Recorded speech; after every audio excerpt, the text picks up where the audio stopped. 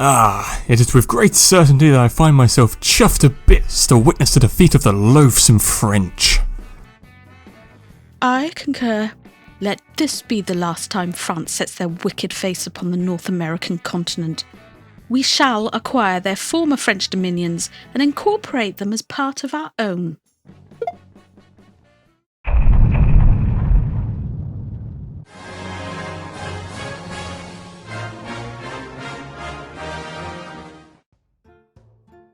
While it is a time worthy of celebration, I must insist that we procure more territories for our empire, lest the French shall rise again.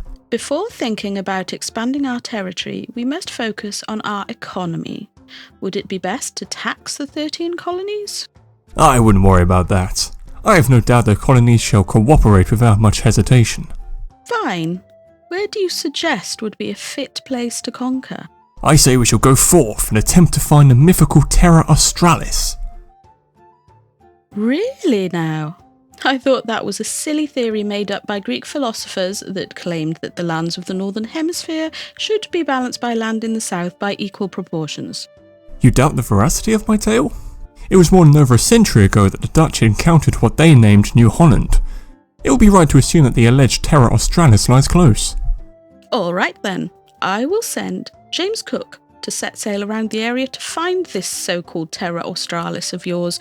If not, it will be advantageous to set up a base in the Pacific in any case.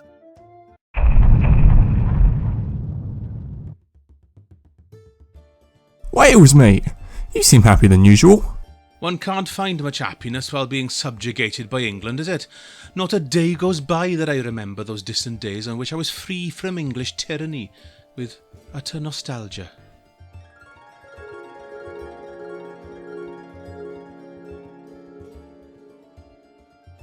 Golly, I'm really happy to see you too. Anyway, I'm here to inform you that Cook did reach land, isn't it? Except it was the other half of the island the Dutch had discovered prior. Cook and his crew landed on what they ultimately named Botany Bay and mapped the eastern coast of the island. Afterwards he claimed all of the east side to be a British colony. Blimey, that's certainly some good news. And the most marvellous thing of all is the name that Cook chose for the new charted land. New South Wales.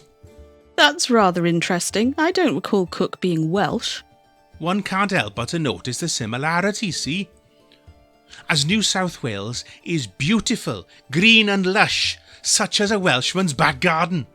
I can only see a bright future for such distant land. We should settle it immediately. Well, I'm afraid that might have to wait a tad longer. Our relations with the 13 colonies have been deteriorating with the taxes we've imposed, and the little incident that they call the Boston Massacre. I still insist that the settlers assaulted our soldiers first. As expected, I don't have a say on anything, is it? Also, the French have claimed the western side of the island and might settle it in due time. Oh, not the bloody French again. As we don't want the despicable French to gain the upper hand on whatever they're planning, we shall send Cook on another voyage to find this Terra Australis once and for all, before the French do. That these united colonies are, and of right, ought to be free and independent states. They are absolved from all allegiance to the British Crown, and that all political connection between them and the state of Great Britain ought to be totally dissolved. How marvellous.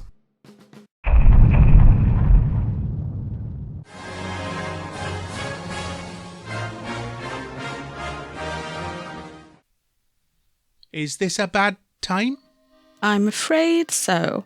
The 13 colonies ultimately defeated our army, and we were forced to recognise their independence as the United States of America. What a dull name. Lucky them. They only won because the French aided them, those bastards.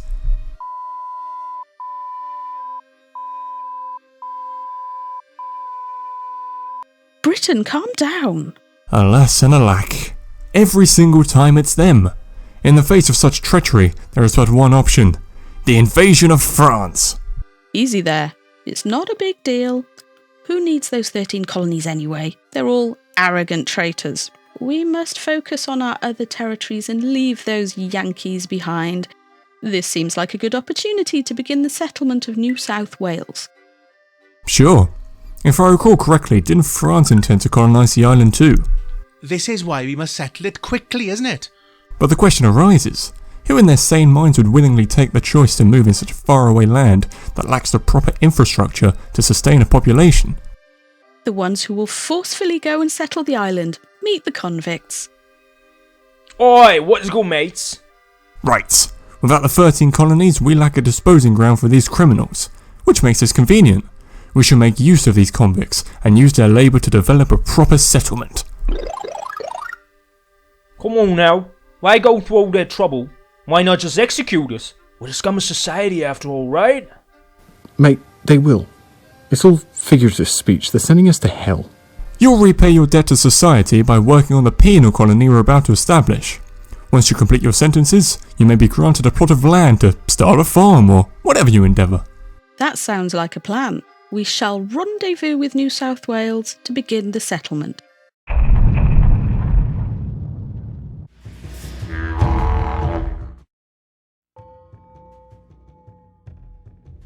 Ah, g'day fellas. I was just cooking some tucker if you're hungry. Pray tell, if we haven't delivered any chickens down here, then how did you get those eggs? These aren't eggs from any chicken. Ha! I fought a big croc so the bastard could give me some nourishing. She's gotta be so pissed now. I'd stay out of the water if I were you.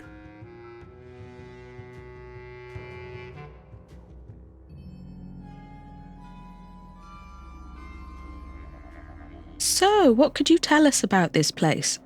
Hey? Oh, I'm pretty sure down under's the gateway to hell. I got lucky today and saw a roo and a snake beating each other silly so one of those emus jumps in and put an end to that real quick. This desert's hell all year round.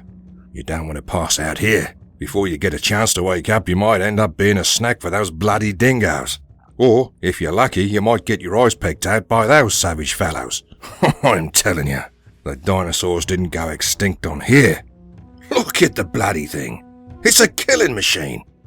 I wrestle one of these before breakfast each day. It's the only way to show 'em who's in charge.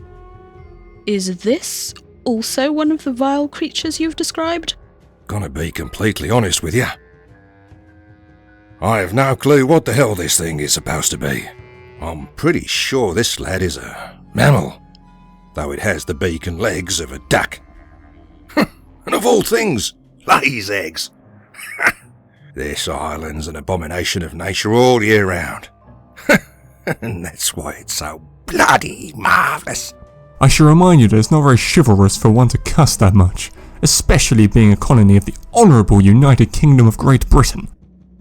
Just moments ago you were insulting France for aiding the Yankees in their rebellion. They only won because the French aided them, those bastards!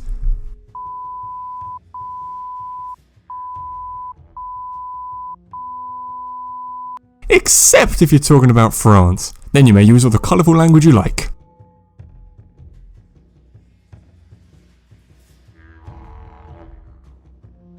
And if you two ever try to escape, there's nowhere to go.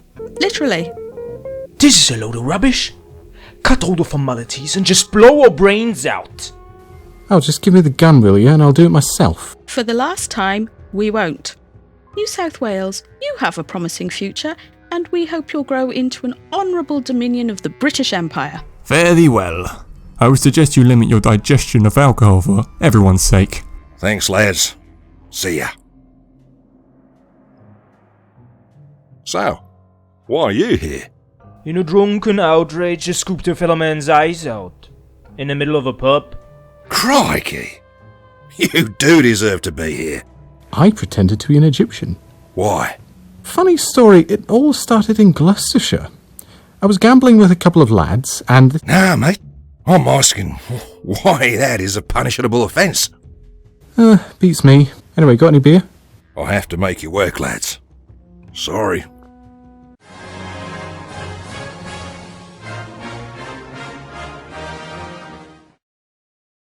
Oh, I failed to remind myself of the impending French menace on New Holland. The French have bigger problems to worry about now, so I think their claim might fall out of favour. It happened as Prince Charles was being introduced to the crowd at Darling Harbour. There were 2 shots.